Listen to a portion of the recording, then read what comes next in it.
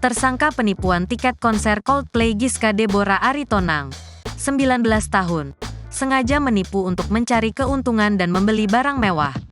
Saat polisi menggeledah kediaman Giska, mereka menyita sejumlah barang-barang bermerek mulai dari tas, sepatu, dan sandal yang apabila diakumulasikan bernilai 600 juta rupiah. Motifnya adalah bahwa tersangka hendak mengambil keuntungan.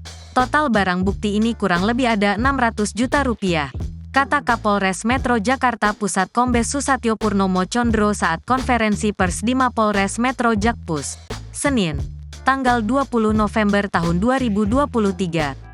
Sisanya sekitar 2 miliar rupiah digunakan pribadi oleh tersangka dan saat ini kami masih melakukan pendalaman dan pengembangan terhadap uang atau barang hasil kejahatan yang dilakukan oleh tersangka, sambung dia.